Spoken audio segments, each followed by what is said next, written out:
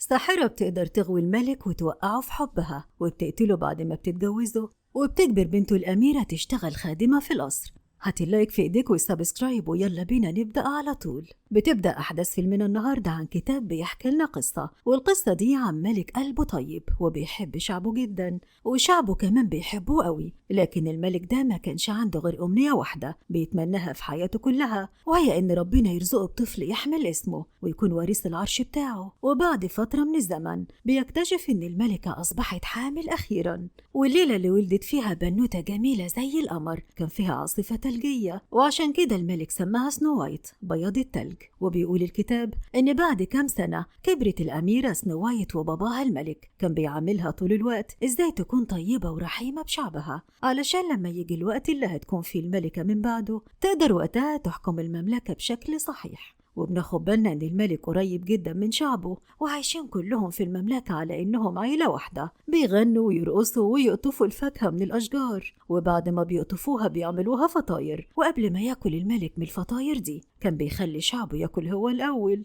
وبيفضل الملك وشعبه عايشين حياة سعيدة جدا مليئة بالمرح، لحد ما في يوم من الأيام بيفوقوا من الحلم الجميل ده على كابوس، وهو إن الملكة للأسف بتموت. فبيعم الحزن على المملكة كلها، وبيعيش الملك وبنته سنو وايت في حزن فظيع جدا ووحدة أفظع. وبعد فترة بتوصل للقصر سيدة جميلة جدا، وبناخد بالنا من الملك اللي انبهر من جمالها أول ما شافها وعيونه بدأت تلمع، وعشان كده اتجوزها. وبيبان إن السيدة دي طيبة جدا من بره وبتحب الملك، لكن في الحقيقة كانت ساحرة شريرة وقلبها أسود، وكل همها هو جمالها وبس. وكمان معاها مراية سحرية بتسألها كل يوم مين أجمل سيدة في الكون، فبترد عليها المراية بإن هي أجمل امرأة في الكون وجمالها ملوش مثيل. وبعد أيام معدودة بدأت الساحرة الشريرة تمارس خطتها، وهي الاستيلاء على المملكة والسلطة. وخدعت الملك وفهمته إن المملكة الجنوبية بعتت لهم تهديد وبتفكر تشن عليهم حرب. فاستعد الملك هو وجنوده للدفاع عن مملكته، وقبل ما يخرج للحرب ادى سلسلة لبنته سنو وايت وقال لها تحتفظ بيها لحد ما هو يرجع. لكن للأسف الملك من يومها لحد النهاردة مرجعش. ركزوا بقى معايا في اللي جاي. وبيقول الكتاب إن بعد اليوم ده بدأ الحزن والظلام يعم على المملكة كلها، وكل ما كان الخوف بيزيد كان بيزيد مع قوة الساحرة الشريرة. وبدأت الساحرة الشريرة تظهر على حقيقتها، وحولت المزارعين اللي في المملكة لجنود عندها، وكمان سرقت كل مجوهرات وكنوز القصر وأخدتها لنفسها. ده غير كمان إنها خلت سنو وايت خدامة عندها في القصر، وحبستها جوه القصر علشان ما تخرجش منه أبدا، لدرجة إن الشعب نسي شكلها ونسي كمان إن كان في أميرة اسمها سنو وايت. وبعد مرور كام سنة بنشوف سنو وايت وصلت لسن المراهقة وبقت شابة جميلة، لكن بيبان عليها إنها حزينة ووحيدة بعد موت أبوها. ورغم الحزن ده إلا إنها بتكون لسه طيبة وبتحب الخير للجميع زي ما أبوها علمها، لدرجة إنها مش شايفة الساحرة الشريرة على حقيقتها، وشايفاها إنها إنسانة طيبة وأكيد خلتها خادمة عندها لمصلحتها. وفي يوم من الأيام بتلاقي حرامي بيسرق المؤن من القصر، والحرامي ده بيكون اسمه جون. فبتكلمه سنو وايت بمنتهى الرقة والطيبة، وبتقوله إن اللي بيعمله ده غلط والمفروض إنه يستأذن الأول من الملكة، وهي هتديله اللي هو عايزه أكيد. فبصيلها جون باستغراب زي اللي عايز يقولها انت شكلك على نياتك مش عارفة حاجة. وبيقول لها ان مفيش حد هنا بقى بيساعد حد، ثم هو واصحابه جعانين هيعملوا ايه يعني. فقالت له ما تقولش كده، اكيد لو الاميرة سنو وايت كانت لسه موجودة اكيد كانت هتساعدهم. فبصلها تاني وهو بيضحك بسخرية وقال لها ان الاميرة مختفية بقالها سنين ومحدش يعرف عنها اي حاجة، وقبل ما يهرب بيقول لها تبقى تسلم له على الاميرة بتاعتها. فبتطلع سنو وايت عند البير، وده بيكون مكانها المفضل، وبتقول لنفسها أكيد الملكة ما تعرفش إن شعبها بقوا فقراء وجعانين، وأكيد لو عرفت هتساعدهم. وعشان كده بتنزل تقول لها إن الشعب بقى فقير وجعان ومحتاج مساعدة. لكن طبعا الساحرة الشريرة مش بتهتم لكلامها، وبتشوف كل الكلام ده مجرد عبث مش أكتر، وبتقول لها إن الشعب بتاعها شعب طماع مش زي ما هي فاهمة، وإنها لو ساعدتهم ومدت لهم إيديها هياكلوا دراعها كله. وأثناء كلامهم بيدخل الصياد اللي اسمه جاك وهو قابض على اللص جون، وبيقول للملكة إنه قبض على اللص ده متلبس وهو كان بيسرق مؤن القصر. فالملكة بتسأل جون وبتقول له أنت أكيد من مجموعة اللصوص اللي مستخبيين في الغابة وبيسرقوا باسم الملك. فرد عليها بكل شجاعة وقال لها لا، هو مش واحد منهم، وإنما هو الزعيم بتاعهم، وكمان هو وفي جدا للملك الوحيد والحقيقي للمملكة بتاعتهم، يقصد يعني الملكة بسنو وايت. فبتأمر الملكة الجندي يحبسه في الزنزانة، وبتقوله يخلي المملكة كلها تسمع صوت صراخه وهو بيتجلد. فبتدخل سنو وايت وبتحاول تستعطفها، وبتقول لها ده كده مش عدل، وإن أبوها لو كان عايش أكيد كان هيكون رحيم معاها عن كده. هنا عيون جون بتبرق، وبيفهم إن الخادمة دي تبقى هي الأميرة سنو وايت. أما الساحرة الشريرة فبتقرر تسمع كلامها، وبدل ما تعاقبه عقاب بحجم جريمته بتعاقبه عقاب أكبر، وبتقول للجلاد يقلعوا كل لبسه ويربطه قدام بوابة القصر ويجلده قدام الناس كلها علشان يكون عبرة للشعب الفقير ده. فبتزعل سنو وايت وبترجع تاني تكمل شغل التنظيف، وبتسمع صوت الصياد جاك وهو بيسحب جون لعند بوابات القصر علشان يجلده. فبتفتح الباب وبتلاقي الحرم كله فاضي والحراس مش موجودين، وبتشوف جون مربوط في البوابات. فبسرعة بتروح وبتفك له ايديه وبتديله ساندويتش علشان ياكله، لكن وهو بياخده منها ايده بتلمس ايديها فعيونها بتبرق. ومن هنا بيقع هما الاتنين في الحب من اول نظرة، وبتقول له يهرب بسرعة ويسلم لها على العالم اللي بره. فبيطلب منها تهرب معاه وتخرج تشوف العالم ده بنفسها، لكنها بترفض. واخيرا بيهرب جون، وهي بتبقى فرحانة علشان قدرت تساعده، لكنها ما تعرفش إن الساحرة الشريرة شايفاها من فوق، ولذلك بتتضايق جدا وبتروح تسأل مرايتها زي كل يوم مين هي أجمل واحدة في الكون. بس الغريب إن المراية المرة دي بتجاوبها إجابة مختلفة، وبتقول لها إن سنو وايت هي أجمل بنت في الكون. فبتصرخ الساحرة بغضب وبتقول لها مش حقيقي، وإن هي أجمل من سنو وايت بكتير. هنا بقى بتغضب الساحرة وبتغير من سنو وايت، وعشان كده بتنادي على الصياد جاك وبتأمره ينتقم من سنو وايت وياخدها يقتلها في الغابة، لأنها هي اللي ساعدت اللص يهرب من القصر. وبتديله صندوق وبتقول له بعد ما يقتلها يجيب لها قلبها في الصندوق ده علشان تتأكد انه فعلا قتلها. وبعدها بنشوف الجلاد وهو واخد سنو وايت للغابة ومفهمها انه جايبها هنا علشان تقطف التفاح من الشجر. فسنو وايت بتقطف تفاحة وبتديها له ياكلها، فبيبص لها يا عيني وهو حاسس بالذنب وبيقول لها قد ايه هي طيبة. ومرة واحدة بيروح مطلع الخنجر من جيبه وبيحاول يقتلها لكنه مش بيقدر، وبيقول لها الحقيقة وهي ان الملكة هي اللي امرته يقتلها لأنها عايزة تتخلص منها زي ما اتخلصت من أبوها. وبيروح صارخ في وشها وبيقول لها تهرب بسرعة قبل ما يرجع في كلامه. فبتهرب منه سنو وايت وبتدخل جوه الغابة، واللي بيكون شكلها مخيف، كلها شجر مسحور بيتحرك من مكانه وخفافيش بتهاجمها. وبتفضل سنو وايت تجري وتجري لحد ما بتقع جوه حفرة عميقة وبتنزل منها لنهر أعمق. لكنها بعد ما بتخرج منها بتلاقي نفسها في الجانب التاني من الغابة، وبتشوف عيون حيوان مفترس منورة في الضلمة، وبيفضل الحيوان يقرب ناحيتها وهي كانت هتموت من الخوف. وفجأة بيطلع الحيوان ده غزالة جميلة ورقيقة، فبتطلع سنو وايت قطعة عيش من جيبها وبتوريها لها، فبتحس الغزالة بالأمان وبتقرب منها وبتاكل العيش بكل حب علشان وقتها تشرق الشمس ويخرج أصحاب الغزالة اللطاف اللي كانوا مجموعة كبيرة من الأرانب والسناجب والعصافير وغيرهم كتير، وبيتلموا حواليها وقد ايه كلهم كانوا مبسوطين لما شافوها. وبعدها بياخدوها الكوخ جميل في نص الغابة وبيطلعوها للدور التاني من الكوخ، وهي لما بتشوف السرير بتحس بالنعاس، وبمجرد ما بتحط دماغها على المخدة بتروح في النوم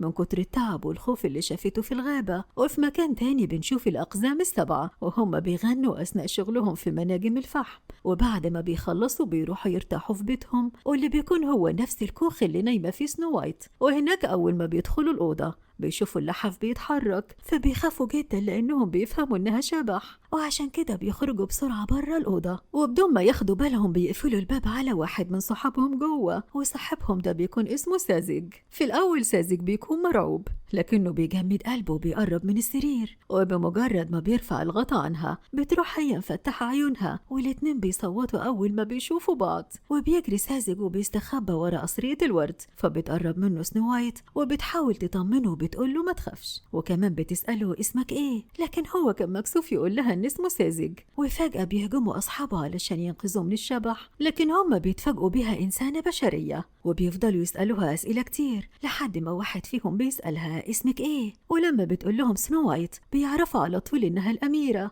وبيعرفوا منها كمان انها جت هنا لانها هربت من الملكة علشان كانت عايزة تقتلها. واثناء ما هم بيتعرفوا على بعض فجأة المطرة بتمطر، فبتطلب منهم يسمحوا لها تفضل معهم الليلة دي لحد الصبح بس ما يطلع. وطبعا كلهم بيوافقوا ما عدا واحد بس هو اللي بيكون مش طايق وجودها، والقزم ده بيكون اسمه الغضبان لأنه على طول غضبان.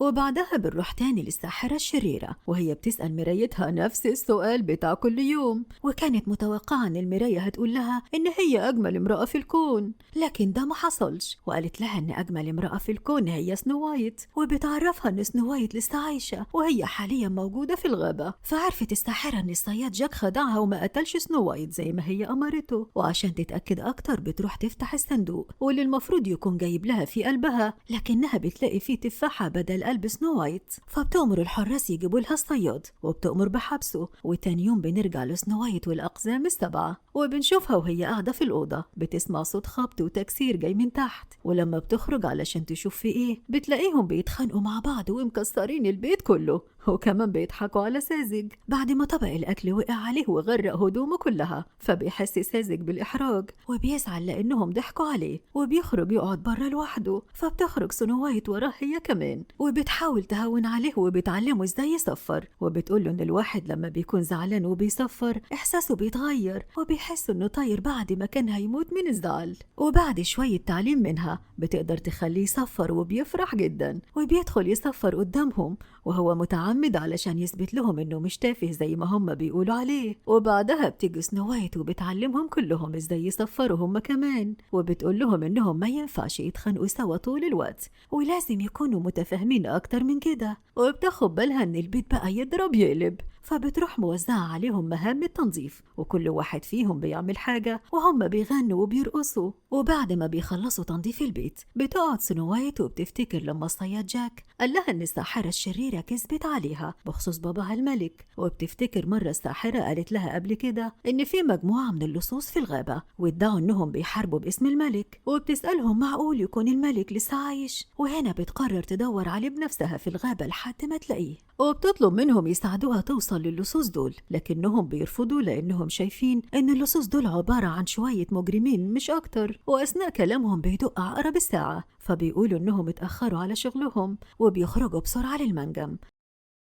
وبعد ما بيخرجوا بتخرج سنو وايت هي كمان تتمشى في الغابة وبيظهروا جنود الساحرة الشريرة وبيدوروا عليها، وفجأة بيظهر جون وبيشدها من ايديها وبيستخبوا هما الاتنين ورا الشجرة قبل ما يشوفوها، وبيعرف منها ان الملكة كانت عايزة تقتلها وبتسأله هل هو عارف مكان ابوها ولا لا، بس الغريب ان جون مش بيجاوب إجابة واضحة وكلامه كله بيكون غامض. ومرة واحدة بيطلعوا عليها أعوان جون اللصوص وكانوا مفكرينها عدوتهم وعايزة تقبض عليهم، لكن جون بيطمنهم وبيجبرهم ينزلوا أسلحتهم المزيفة وبيعرفهم إنها تبقى الأميرة سنو وايت. بس وهم لسه بيتعرفوا على بعض فجأة بيظهروا جنود الملكة وبيقولوا لهم بصوت عالي إنهم مش عايزين منهم حاجة وكل اللي عايزينه هو إنهم يقبضوا على سنو وايت. فجون بيقول لها تهرب بسرعة، بس هي في الأول كانت رافضة تهرب، لكن لما هو بيصر عليها بتسمع الكلام وبيرفع ايده وبيقول لهم انه عارف مكانها وشافها وهي بتهرب من الجانب التاني. فبيقربوا منهم جنود الساحرة وبيبدأ بينهم الأكشن. أما سنو وايت فبتطلب من أصحابها العصافير والأرانب يساعدوها، فبيجيبوا لها لبس قديم نفس لون لبسها وبتظهر من بعيد وبتنادي على الجنود علشان تبعدهم عن جون وأصحابه قبل ما يقتلوهم. ولما بيقربوا الجنود بيشوفوا اللبس متعلق ورا الشجرة وهم بيكونوا مفكرينها سنو وايت، بس هي وقتها كانت أخدت حصان القائد بتاعهم وهربت بيه ورجعت تاني لجون. وطبعا جون لما بيشوفها بيكون فرحان، لكنه بيحاول يداري وبيفهمها ان شعب المملكة اتغيروا وما بقوش زي الأول وبقوا بينفذوا كل أوامر الملكة لأنهم خايفين منها. وبعد ما بينتهي الكلام ما بينهم بتبعد عنه سنو وايت، وساعتها جون بيسمع صوت سهم وهو بيخرج من القوس، فبسرعة بيحميها وياخد هو السهم بدلها، فبتاخده هو وأصحابه لأصحابها الأقزام وبتطلب من القزم اللي اسمه دوك إنه يعالجه وينقذه قبل ما يموت، لكن دوك بيرفض لأنه ما عندوش أي خلفية عن الطب. فبيتعصب عليه واحد من أعوان جون وبتقوم بينهم خناقة، فبتوقفهم سنو وايت وبتقول لهم إنه هو ده اللي الملكة كانت عايزة توصل له من زمان، والمفروض إنهم يكونوا إيد واحدة ويرجعوا المملكة زي الأول. وبتأمر دوك يعالجه، فبيدخل دوك يعالجه وبيخرج بعد شوية وهو حزين، وقبل ما يبلغهم إن جون مات فجأة بيخرج جون وبيكون واضح عليه إنه حالته بقت كويسة، لكن عيونه طول الوقت كانت على سنو وايت وهي كمان ما كانتش قادرة تخبي فرحتها بيه وحبها ليه أكتر من كده. وبمناسبة شفائه بيحتفلوا كلهم وبيفضلوا يغنوا ويرقصوا لحد ما بيفوقوا من اللحظات الجميلة دي على صوت أحصنة الجنود، فبيعرفوا إنهم لسه موجودين في الغابة. هنا بقى بيقول لهم جون إنهم لازم يهربوا من هنا بسرعة علشان الجنود ما يعرفوش المكان ده، وبالتالي سنو وايت هتبقى في أمان. وقبل ما بيمشوا بتصر سنو وايت إنها ما تسيبوش لوحده،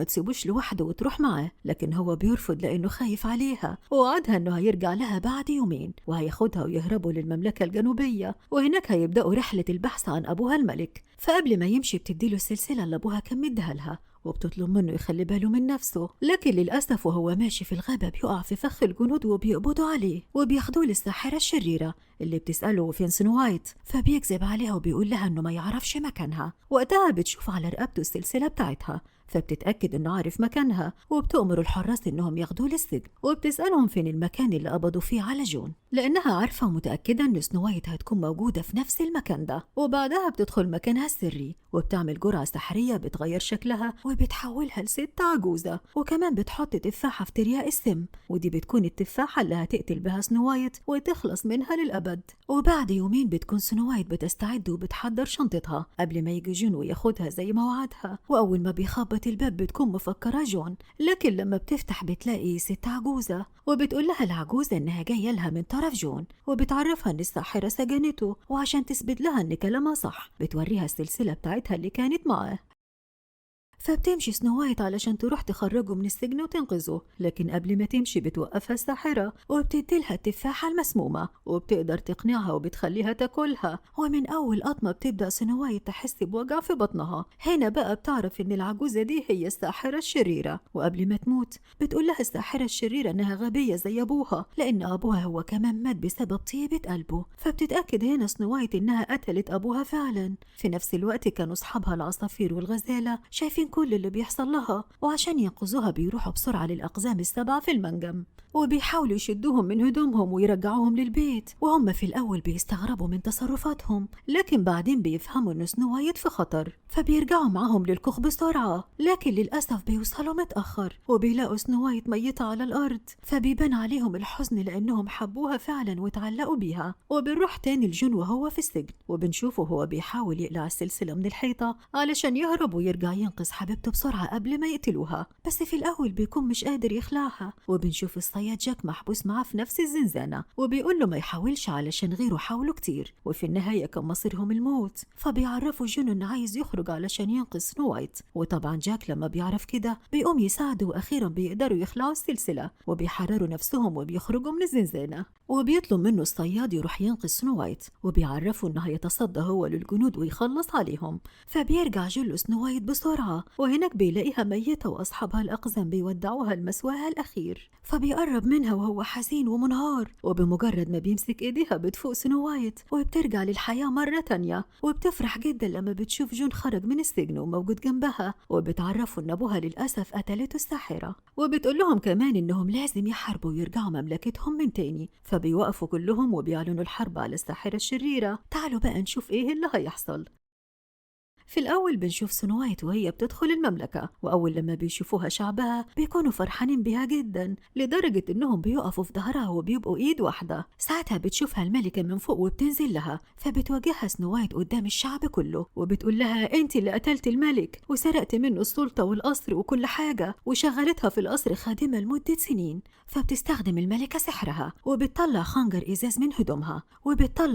إزاز من هدومها وبتديه للجندي وبتأمره يقتلها بيه. لكن قبل ما الجندي يقتلها بتتكلم سنو وايت مع الجنود كلهم، وبتفكرهم لما كانوا مزارعين قد إيه كانوا بيحبوا الخير لبعض، وقد إيه كانوا كلهم عايشين هنا في المملكة على إنهم عيلة واحدة. وبيبان عليهم إنهم اتأثروا بكلامها وبيرفضوا يسمعوا كلام الساحرة الشريرة ومش بيرضوا يقتلوا سنو وايت. فبتغضب الساحرة أكتر وبتمسك الخنجر وبتحاول تقتلها، لكن قبل ما تقتلها بيظهر جون ومساعدين من فوق القصر وبيضربوا سهم على الخنجر وبيقع من إيديها. فبترجع الساحرة بسرعة للمراية وبتسألها من هي أجمل امرأة في الكون، فبتجاوبها بإنها إنها هي الأجمل في الشكل وبس، لكن سنو وايت أجمل منها في الروح، وهتفضل أجمل منها طول العمر. فبتغضب الساحرة أكتر وبتكسر المراية، وبمجرد ما المراية بتتكسر بتبدأ الساحرة تتحول لرماد أسود وبتدخل جوه المراية وبتختفي من الوجود. وفي مشهد النهاية بنشوف الأميرة سنو وايت بقت هي الملكة وقدرت ترجع المملكة سعيدة زي زمان، وبقوا كل يوم بيرقصوا وبيحتفلوا ويعملوا فطاير التفاح. وطبعا حبيبها جون كان جنبها ومعاها طول الوقت. وبيخلص الفيلم على كده، وبكده تكون انتهت أحداث القصة، واستنوني في قصص جاية كتيرة، وسلام.